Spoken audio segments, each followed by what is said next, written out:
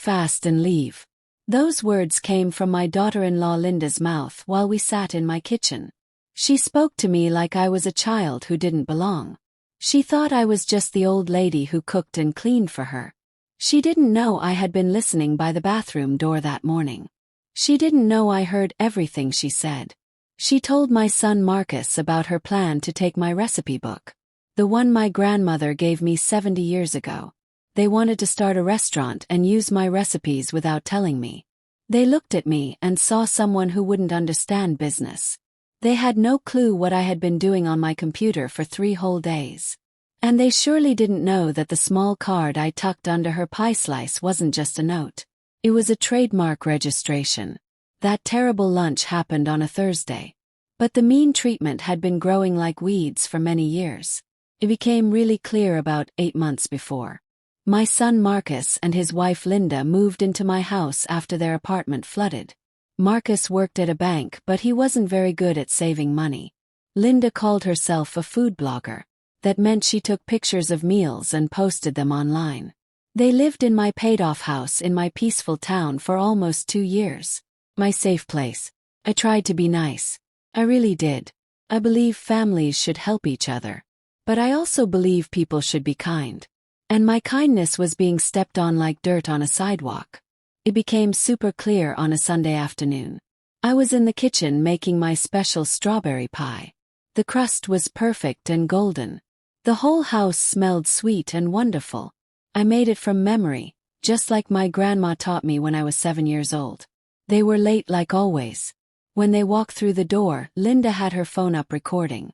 "Hey everyone," she said to her camera while pointing at my clean counter. "We're at Marcus's mom's place for lunch. Look at this old-fashioned kitchen. It's so retro." She didn't say hello to me. She just filmed my stove. Marcus gave me a quick hug, but he was looking at his phone. "Smells good, Mom. Hope you made something light." I smiled and wiped my hands on my apron. "I made your favorite pie. I hope you're both hungry." Linda finally put her phone down. Her lipstick smile got tight. "Oh shoot, you made that sugary pie again. Linda, we're doing clean eating this month, remember? We told you last week." I didn't remember. It was hard to keep up. Last month they didn't eat bread. The month before that they said no to cheese. "Well," I said while setting the hot pie on the table. "There's salad too. I guess I can eat the pie myself." "You really shouldn't at 73, Linda said in a fake sweet voice while pulling out her own container of green mush. "We're trying to help you stay healthy, you know." I took a slow breath. "They come." I had worked as a baker for 45 years. I knew how to be patient. I knew how to follow recipes exactly. "Speaking of helping," I said quietly while trying to talk about something important. "The electric bill came yesterday. It was $150 more than usual. Linda, are you still using that ring light for videos all day and night?" Linda laughed. A high sound that made my teeth hurt. "Relax, it's just electricity. You live alone in this big house anyway.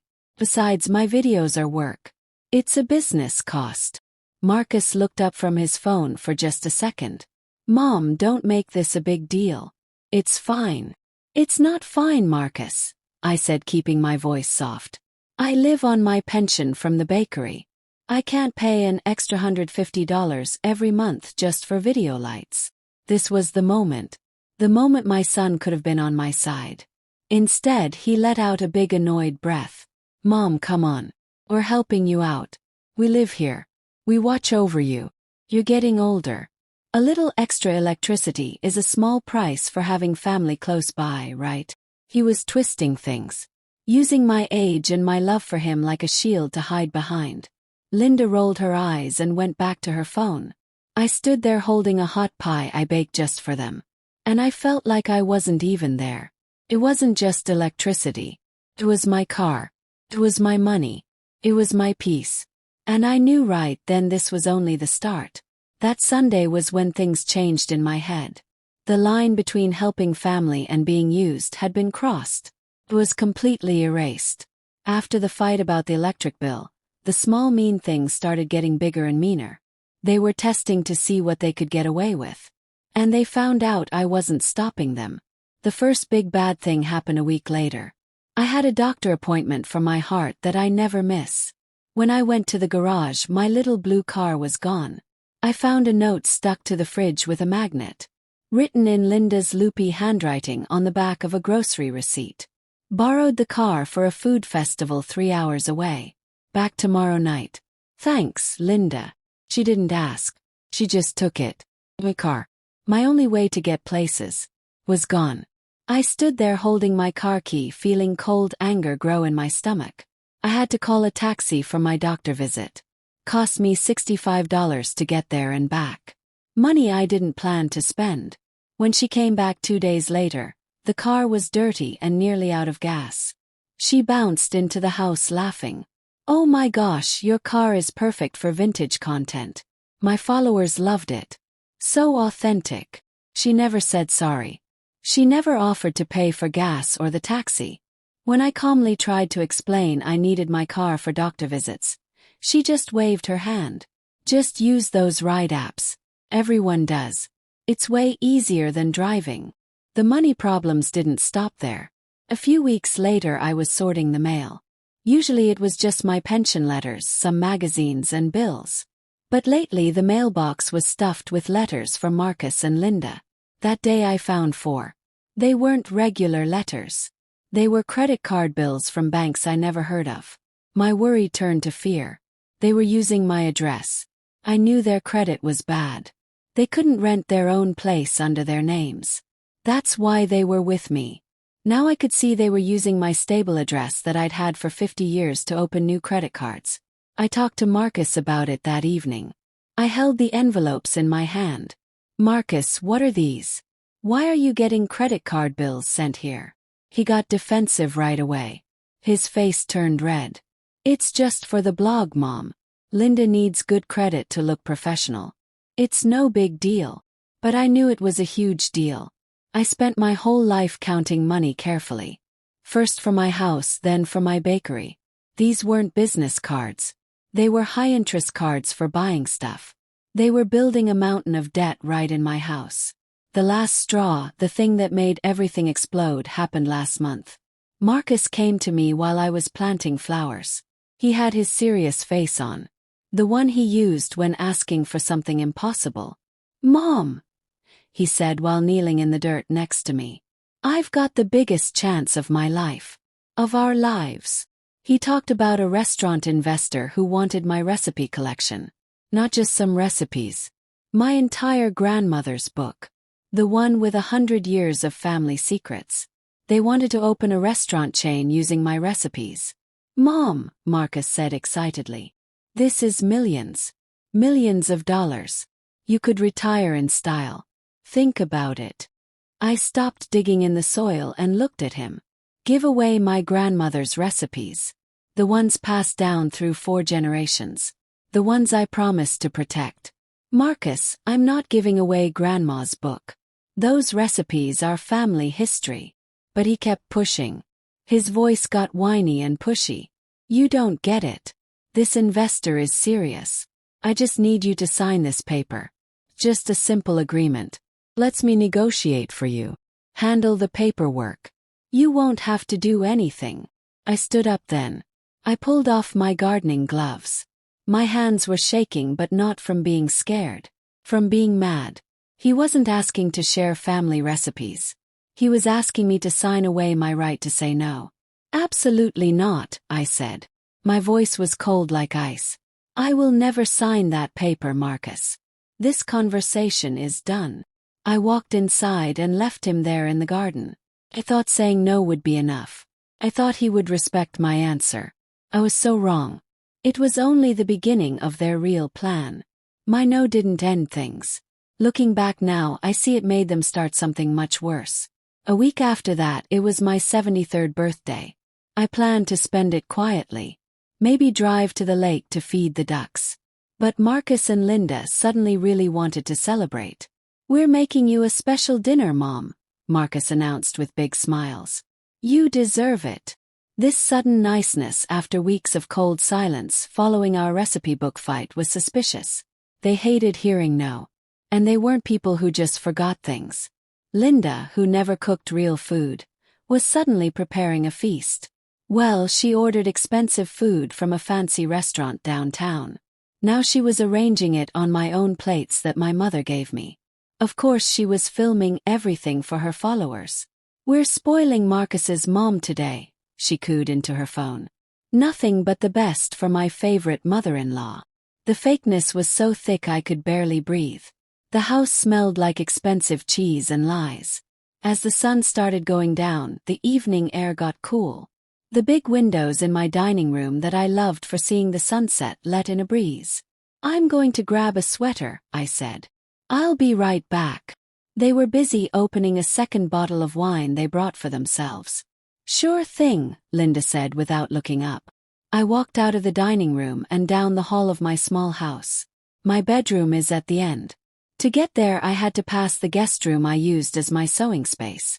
Marcus had taken it over as his office months ago. As I got close to the door that was open just a crack, I heard his voice.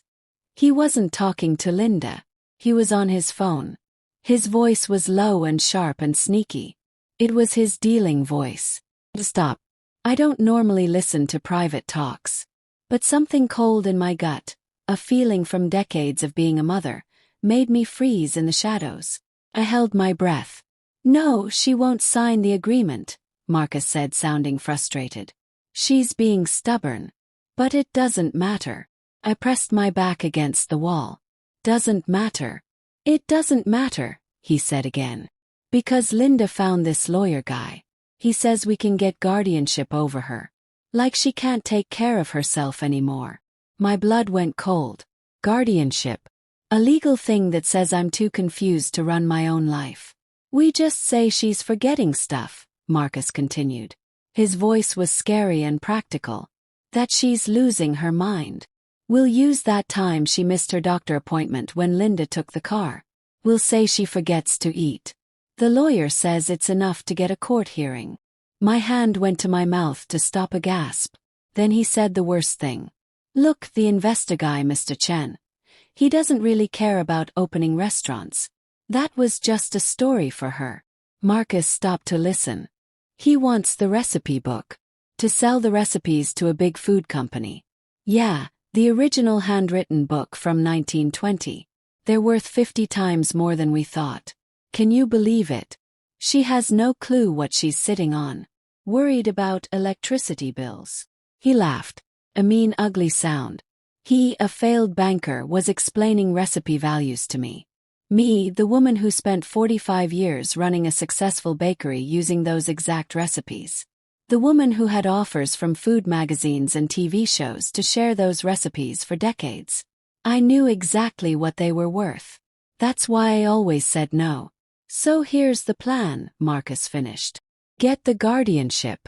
Sign over the recipes to Chen. Pay our debts.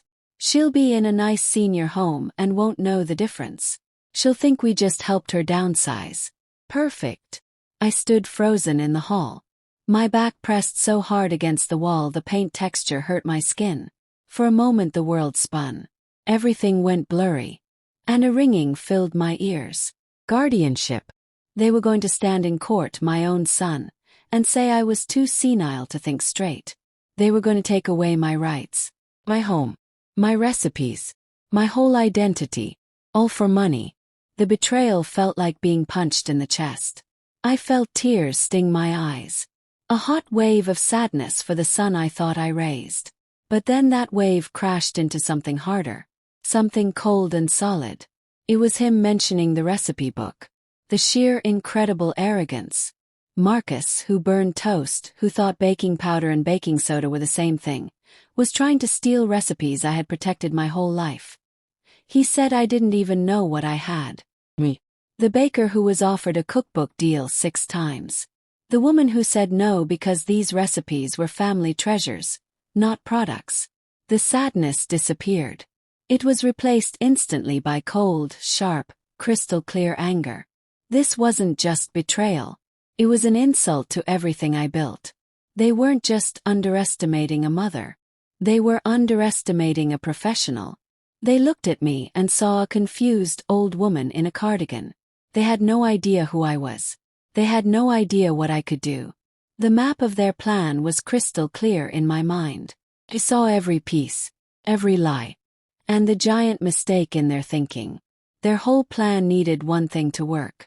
They needed me to be clueless. And that was where they messed up. I took one deep, quiet breath in the darkness of the hall. I let it out slowly. The shaking in my hands stopped. The ringing in my ears went away. It was replaced by quiet, calculating focus. My patience, which they thought was weakness, was gone. My love, which they used like a tool, was now protected by walls. I adjusted the sweater I came to get. I smoothed the front. I made my face look pleasant and mildly confused. I would give them exactly the confused old lady they expected to see. Now, I walked back into the dining room. They both looked up. Marcus looked guilty for a second. Linda looked annoyed I took so long. "There you are," Linda said while tapping her wine glass. "We've been waiting." I forced a small confused smile. "Oh, I'm so sorry, dears. I couldn't remember which closet I put my blue sweater in. Silly me." Marcus's face relaxed immediately. He and Linda shared a quick look. Knowing look. It said, "See. She's losing it." That look sealed what I was about to do. I sat down at the head of my table. "The food smells wonderful, Linda," I said, my voice perfectly shaky. "What a lovely birthday." Inside, my decision was made. The game was starting. They drew the battle lines. But I was the one who was about to change the whole war. I survived the rest of my birthday dinner. A phrase that now sounded like a sick joke. I smiled while eating the expensive lukewarm food. I nodded as Linda talked non-stop about her blog sponsors. I even let Marcus pat my hand when they were clearing plates. His voice was full of fake concern. "You go rest, Mom," he said like a caring son. "You look tired. Don't worry about anything. We'll take care of everything now." The nerve was unbelievable. The rudeness was suffocating. "Thank you, dear," I said in my frail voice. "That's so nice to hear. I'm tired. I think I'll go to bed now." It was the perfect excuse. They went to their side of the house. As they walked away, I heard Linda whisper, "See? She's exhausted. It's starting." I did not go to bed. I sat in the dark living room, completely still, watching the moon come up outside my window. I waited. I heard their TV playing. Then silence. I heard water running as they brushed their teeth. I heard their bedroom door close. I waited one more hour just to be absolutely sure, letting the cold, precise anger settle deep in my bones. At midnight, I took my small silver key from my desk drawer. I didn't go to the garage. I went to the closet in my bedroom, the one with the locked cabinet they never looked at. I descended into my memories, to a place they never bothered to explore. My archive, my proof. Marcus had dismissed it as Mom's old junk. It smelled like vanilla from old papers, dried flowers I pressed as bookmarks decades ago, and the faint scent of my grandmother's perfume still clinging to fabric. This was my treasure room. They thought my life's collection was trash. They thought the recipe book was just paper. I went to the tall locked wooden cabinet, the one I bought at an estate sale 30 years ago. I unlocked the bottom drawer, the one labeled Bakery Records 1950 to 2023. I pulled it open with a soft creak. Inside, protected in plastic sleeves, were the documents, the business licenses, the tax records, the legal paperwork. It took me less than 2 minutes to find what I needed. The original certificate of authenticity for my grandmother's recipe book, dated 1923. Signed by her and notarized. I ran my finger down the description, past the list of recipes, to the final paragraph. And there it was in crisp, perfect typing. This collection represents the sole intellectual property of the family bloodline and may not be reproduced, sold, or distributed without written consent of the surviving matriarch. Liquid gold. Legal protection written 100 years ago by a grandmother who knew the value of what she created. I brought the certificate and 3 other key documents upstairs to my kitchen table. I turned on my small lamp. I opened my laptop. I didn't just check random things. I logged into the legal website I had bookmarked months ago when Linda first started acting strange. A site that explained elder law and guardianship challenges. I read for 2 hours, taking notes, learning the exact language. I learned that guardianship cases need proof, real medical proof, not just stories about missed appointments. I also learned that having an active lawyer representing you makes guardianship nearly impossible to get. They needed me to be alone and confused. I would be neither. My mind was racing but clear. I knew exactly what to do. I didn't need to fight them in court. Not yet. I needed a shield. And I needed an audience. At 7 in the morning sharp I made my first call. It wasn't to Mr. Chen, the investor. It was to Patricia Levine, the owner of Sunrise Kitchens, the biggest organic food company in our state. I had known Patricia for 30 years. She had asked to license my recipes at least 10 times. I always said no because I wanted to keep them in the family. But family, I now understood, wasn't about blood. It was about respect. I got her assistant on the phone. When I said my name and why I was calling, I was transferred immediately. Patricia, I said. My voice clear and professional. The voice I used when negotiating with suppliers. This is Dorothy Chen. I own the 1923 original family recipe collection. I'm calling to discuss a potential exclusive licensing partnership. I believe we can help each other. There was stunned silence on the other end. Patricia, a woman known for her tough business deals and her fights against cheap food copycats, was speechless. I had just offered her the Holy Grail. The recipes every food blogger and company had been trying to steal or copy for decades. Her recovery was instant. Dorothy, she said, her voice electric with energy. My legal team can meet about this in 2 hours. Can you come to our office this morning? Yes, I said simply. We weren't just making a deal. We were building a fortress. The next 48 hours were a blur of focused secret activity. I played the part perfectly. I told Marcus and Linda I was feeling under the weather from all the birthday excitement. I stayed in my room most of the time, resting my old tired bones. They were thrilled. My weakness was their opportunity. They brought me weak tea with fake worried faces. All while they were definitely on the phone with their lawyer, moving forward with their dark guardianship plans. They thought they were so smart, so much better than me.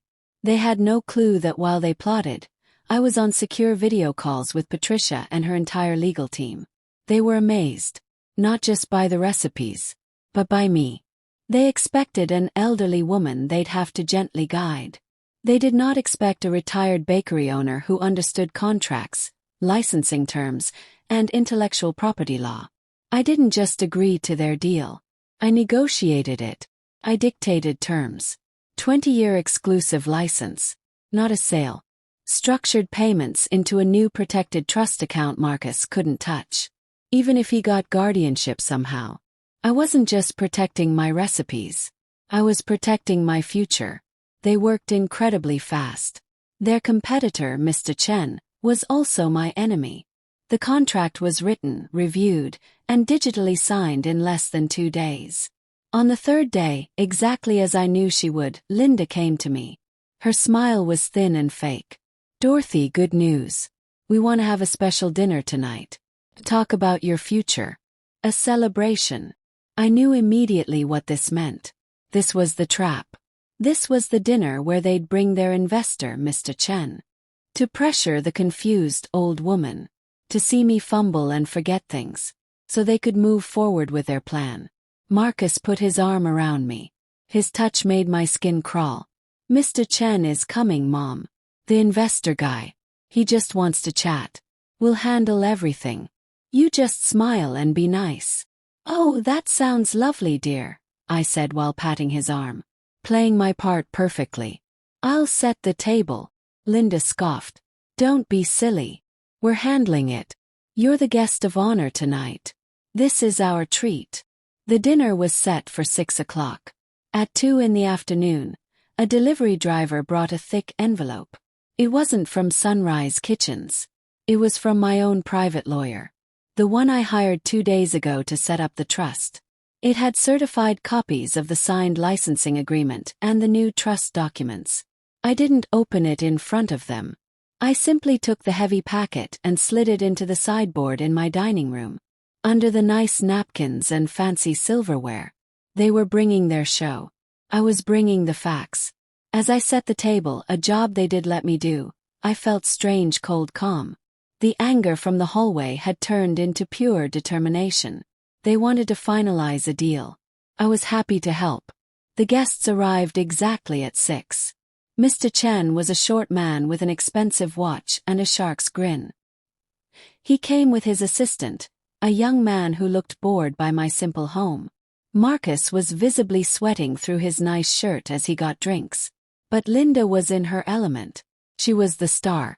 She had taken over my house, gliding through my living room like she owned it, offering snacks she didn't make, pouring drinks I paid for. She treated me not as the owner, but as a servant, a ghost.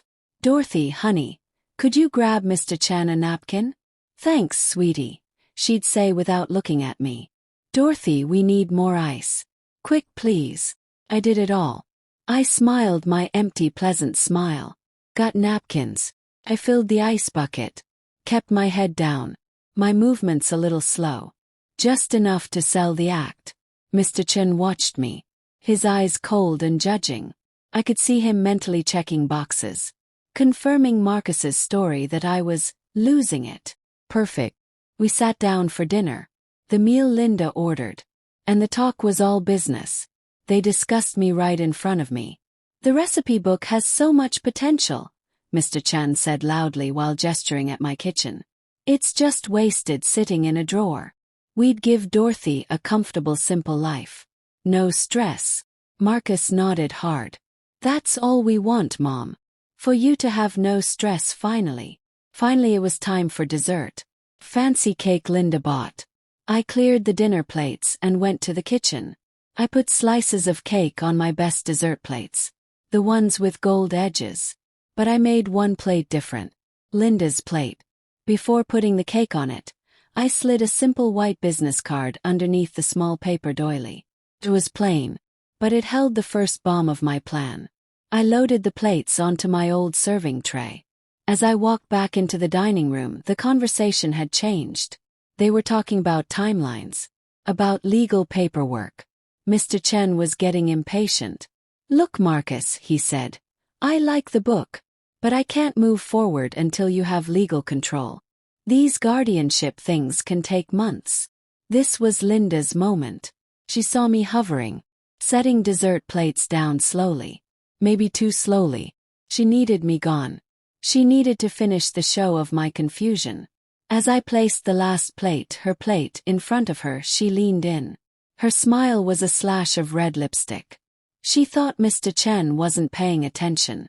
She turned her head slightly and blocked her mouth with her hand. Her voice was low and mean. "Meant just for me. Why are you still here? The adults are talking. Go to your room. Fast and leave. We'll handle this." "Stop." My hand was still on the back of her chair. "Fast and leave. From my own table. In my own home." This was it. The final piece. The last tiny bit of doubt I had. I looked at her. And for the first time all night I let the confused mask drop. I didn't say anything. I just stood up to my full height. I gave her a small tight smile. A smile she didn't understand. A smile that didn't reach my eyes. Then I walked, not to my room, but to the sideboard at the end of the table. I picked up the thick envelope my lawyer sent. The one with the signed licensing agreement. They wanted to talk business. They wanted to finalize a deal. Fine. I stood perfectly still. The heavy legal packet was solid and comforting in my hand. Linda's ugly words, "Eat fast and leave," hung in the air like poison. Everyone at the table stared at me. Linda with red angry cheeks. Mad I didn't obey. Marcus pale and panicky, sensing he lost control. Mr. Chan and his assistant looking on with boredom and mild curiosity. Like watching a boring family fight. This was the moment. The show was over. I let the silence stretch just a beat too long. Then I turned my head very slowly and looked directly at Linda. "No," I said. My voice wasn't frail or shaky. It was the voice I used to manage 15 bakery employees. It was clear, cold, final, cut through the room like a knife. Linda's smug look crumbled. Confusion replaced her anger. "No," I repeated. "I don't think I will leave. This is my house. This is my table. And you, Linda, are a guest here. And you just used up all your welcome." "Mom," Marcus hissed. His chair scraped as he half stood. "Mom, what are you doing?" You're embarrassing yourself. We're in a meeting." "A meeting," I repeated. I turned all my attention away from Marcus and Linda. Dismissing them completely, I focused on the only other person who mattered. Mr. Chen. The investor who'd been looking at his phone now looked at me. His eyes were sharp. He heard my tone change. "Mr. Chen," I said. "I need to apologize sincerely. You were brought here under false information. You were told you were dealing with a confused old woman who is, quote, losing her mind. You were lied to." "Dorothy, shut up," Linda suddenly shrieked. Her fake sweetness shattered. I ignored her. "You came here," I continued, "to get the rights to my grandmother's recipe collection. My son Marcus has been acting like he can sell it." Pause. Let my words sink in. "The problem is, my son is a terrible businessman. He's trying to sell something he doesn't own, from a person he doesn't understand, and about something he knows absolutely nothing about." Marcus's face was now gray like ash. "Mom, you don't know what you're saying." Don't I?" Yes. My voice icy. "Did you really think I didn't know the value of these recipes? Did you think I, the woman who ran a successful bakery for 45 years, wouldn't know what a 100-year-old handwritten collection is worth? Did you forget my entire career? Or did you just assume I was too senile to remember?" I walked to the head of the table. I placed the thick envelope down with a heavy thud. The sound was like a gunshot in the silent room. "You're a businessman, Mr. Chen. You understand contracts. So let's talk real business." I tore open the packet. "My son, because he's desperate, was going to sell you permanent rights for one payment." Stupid deal. He didn't realize that in business, you never ever sell your intellectual property. You license it. I pulled out the signed agreement. "I'm afraid you're too late. You can't buy my recipe collection. It's no longer available. As of 2 days ago, I signed an exclusive 20-year licensing agreement with Sunrise Kitchens." The reaction was instant. Mr. Chen's face turned dark purple. His assistant gasped. But Chen wasn't looking at me. He turned his furious eyes on Marcus. "Sunrise," he roared. His voice so loud the glasses shook. "Sunrise Kitchens. My biggest competitor. The company that's been undercutting my products for 10 years. You brought me here to negotiate for something that was already licensed to my enemy." I didn't know," Marcus stammered, his eyes wide with fear. Looking from Chen to me. She didn't tell me." "Mom, you can't do that." "I can," I said quietly. "I did. The license is legal. And the money is being paid into a private trust account. An account, I should mention, that is protected from any predatory guardianship attempts." That word stopped Marcus cold. His terrified eyes met mine. And in them I saw the truth hit him. He knew that I knew.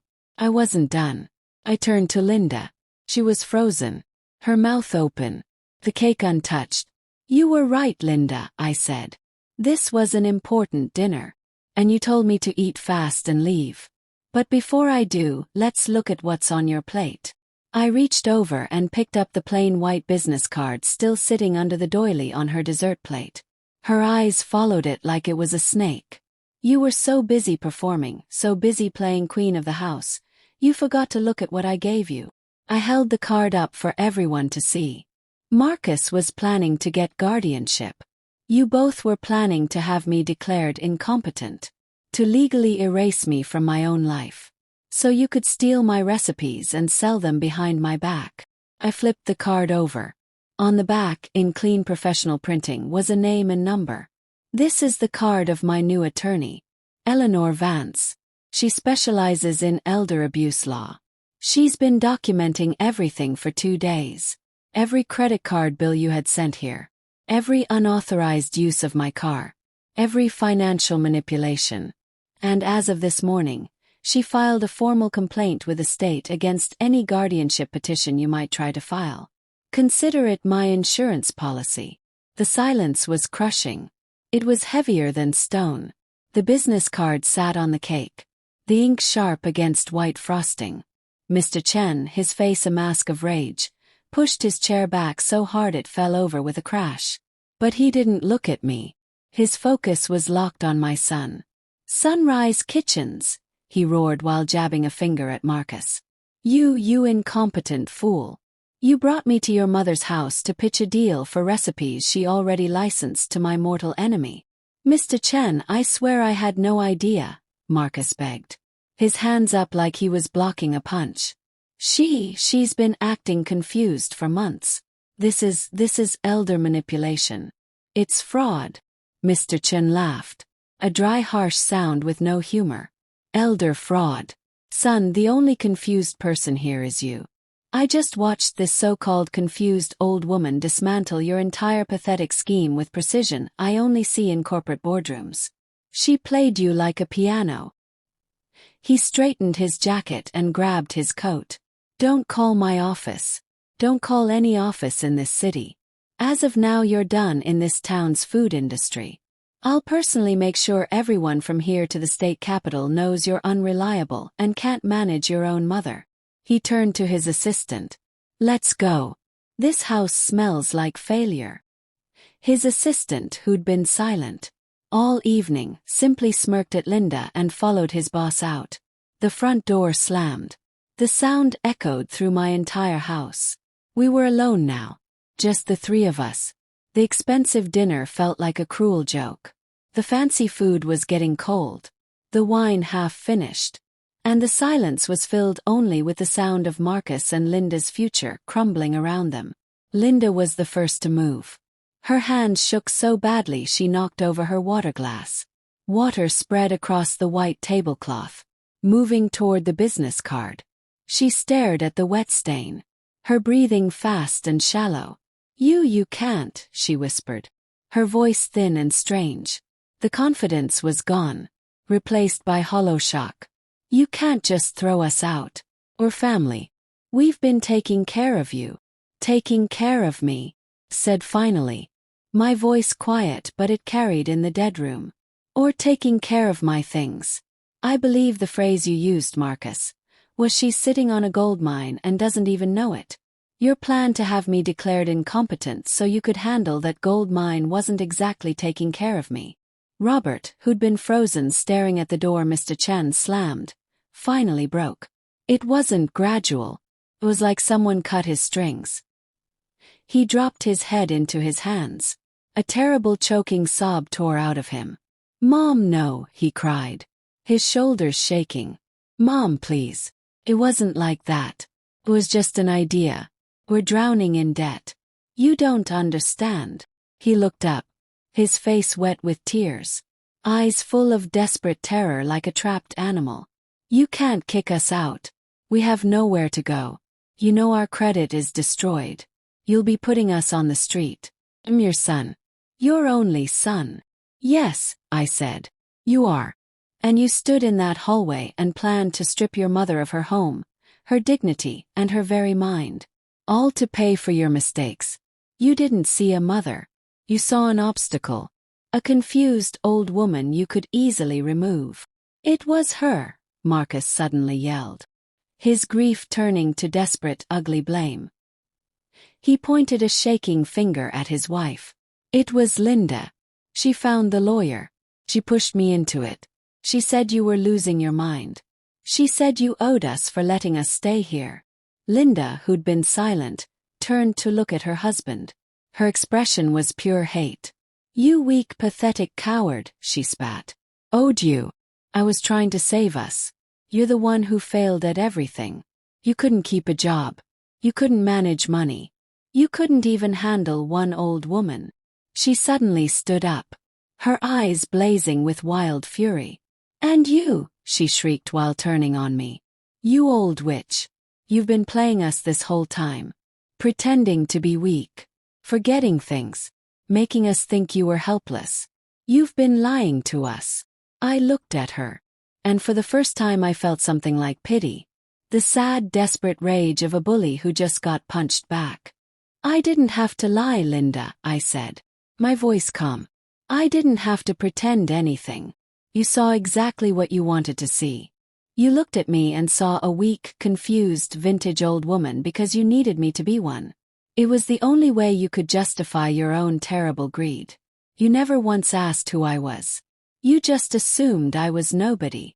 I calmly walked to my desk in the corner of the room. I opened the top drawer.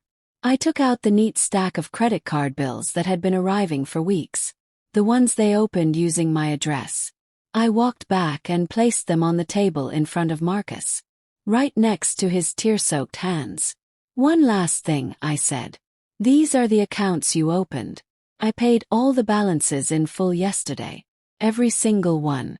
The accounts are now closed. A flicker of hope sparked in Marcus's red eyes. Mom, you didn't have to. Misunderstand me, I interrupted. My voice sharp as glass. It's not a gift. It's severance. I'm severing you from my life. From this moment forward you will not receive one more cent from me.